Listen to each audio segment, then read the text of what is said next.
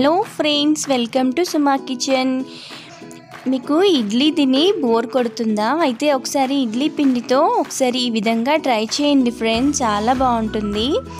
మీరు గనక నా ఛానల్ని ఫస్ట్ టైం చూస్తున్నట్లయితే సబ్స్క్రైబ్ చేసుకోండి ఫ్రెండ్స్. అలాగే పక్కనే ఉన్న బెల్ ఐకాన్ని క్లిక్ చేయండి.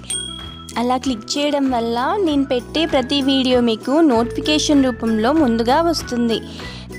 ముందుగా ఇడ్లీ పిండిని తీసుకోవాలి. ఇడ్లీ పిండిని ప్రిపేర్ చేసుకోవడం అందరికీ తెలుసు కదా ఫ్రెండ్స్. ఇడ్లీ పిండిలోకి మనం రుచికి సరిపడా సాల్ట్ని వేసుకోవాలి. సాల్ట్ని వేసుకొని అంతా ఒకసారి బాగా కలుపుకోవాలి. దీంట్లో వాటర్ ఏం యాడ్ చేసుకోవద్దు ఫ్రెండ్స్, అలాగే ఉంచుకోవాలి. ఆ తర్వాత సన్నగా కట్ చేసి పెట్టుకున్న ఆనియన్స్, సన్నగా కట్ చేసి పెట్టుకున్న పచ్చిమిర్చి ముక్కలు, సన్నగా తరిగిన కొత్తిమీర తరుగును తీసుకొని పక్కన పెట్టి ఉంచుకోవాలి.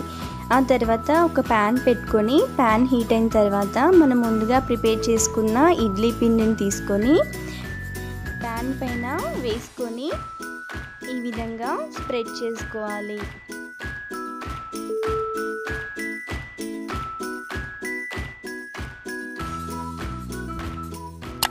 ఈ విధంగా స్ప్రెడ్ చేసుకున్న తర్వాత దానిపైన ముందుగా మనం కట్ చేసి పెట్టుకున్న ఆనియన్స్,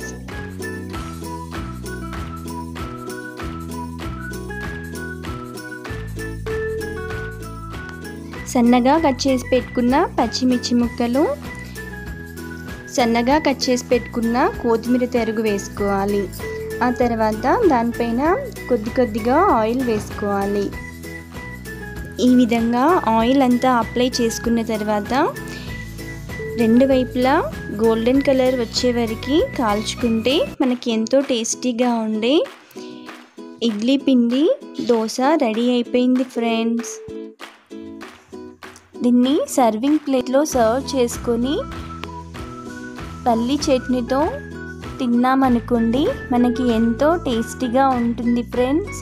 నేను చెప్పిన విధంగా ట్రై చేయండి ఫ్రెండ్స్, చాలా బాగుంటుంది. ఈ వీడియో కనుక మీకు నచ్చినట్లయితే లైక్, షేర్, సబ్స్క్రైబ్ చేయండి friends. Thank you for watching this video. Bye friends.